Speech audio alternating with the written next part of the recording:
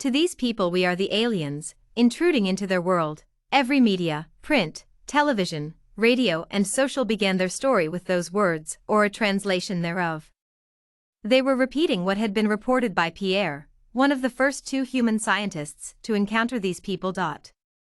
The Earth would never be the same again. A boy falls in love with a mountain. The path and purpose of Quebecois scientist Dr. Pierre Arausen's life began with his first excursion into full-length novels, with his reading of Jules Verne's epic Journey to the Center of the Earth, which he read in the original French under the title of Voyage au Centre de la Terre. The idea that the Earth was not just a hunk of rock inside, but had ever-changing dynamic forces that could change the face and future of the planet inspired him as a precocious child, and as a young professional geologist. When asked at 10 years of age where he would most like to travel to, he quickly said Iceland, and then he would very slowly and carefully say Snæfell's Kull, the name of the inactive volcano that provided the path to the center of the Earth in the book. His first visit to the mountain. It wasn't until he was in his 20s that he got to see his dream mountain. He was a graduate student at Laval University in his hometown city of Quebec, and given a grant to go to a conference on geology at Reykjavik University. Like the mountain, it was on the west side of the island country. Fortunately, most of the people he spoke with and listened to presenting papers spoke English and some French, so he was able to learn much about his dream mountain and eventually could pronounce the name properly. The conference trip to Snæfell's Kull did not disappoint the eager young scholar. His doctoral dissertation was all about the mountain. A change takes place in the mountain. One thing that Pierre learned about geology was that the Earth and hotspots such as the mountains in Iceland were ever-changing.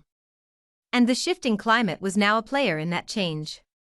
So he wasn't totally surprised when he received a call from an Icelandic colleague talking about how the glacier that had lay for a long time on top of the mountain was fast melting, giving opportunities to interested scholars to learn more about what was inside the inactive volcano. That summer, Pierre booked a flight to Iceland and was housed at his colleague's place, who was returning a favor for when Gunnar attended a conference at Laval. They were soon at the mountain. It looked so different to Pierre with much of the ice stripped off of it. The hole that reached up to the surface from the depths was much wider. Pierre wanted to get inside, but he was not a very experienced or skilled climber. Gunnar had a solution. His older brother owned a big construction company and could lend them the services of a crane and a crane operator. He could lower the two scientists safely into the depths of the inside of the mountain and bring them back too. Although he did not understand why they would want to do such a thing, he cooperated. He was getting paid to do it. Inside the mountain. For Pierre this was a childhood dream come true. He would be taking his own journey much closer to the center of the Earth than he had ever been. He just did not know how far that would be. It wasn't much time before they were surrounded by darkness, pierced only by the battery-powered torches that they had brought with them. But as they descended deeper, they began to catch glimpses of other lights.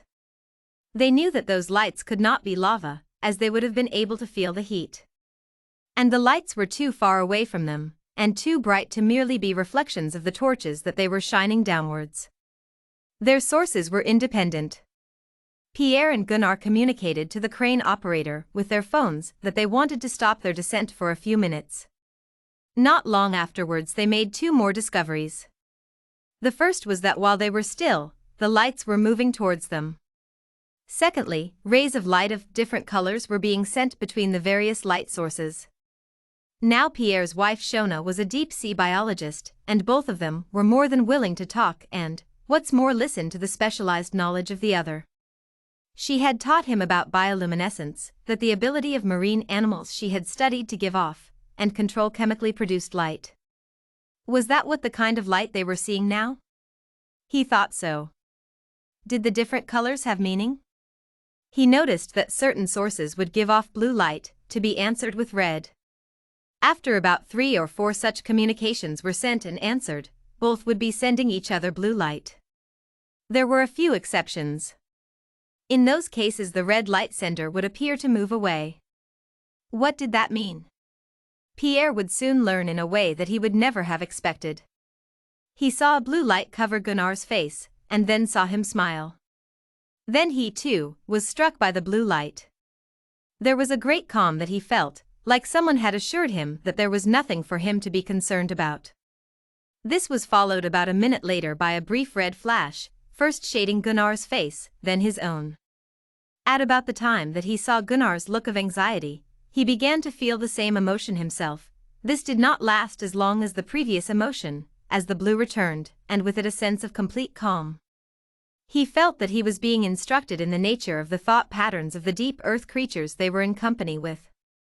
He even wondered whether the one he now thought of as the leader had known about Pierre's question concerning the meaning and functioning of the different colored lights. He wished that he could beam blue at this moment, to communicate to them what it was that he was feeling. But somehow he felt that it was already known. The deep earth creatures drew nearer. Pierre got a good sense of what their bodies looked like. They were about 4 feet long and very thin. Rather than skin, they had a shell or crust like a crayfish, but had hands and feet, not claws.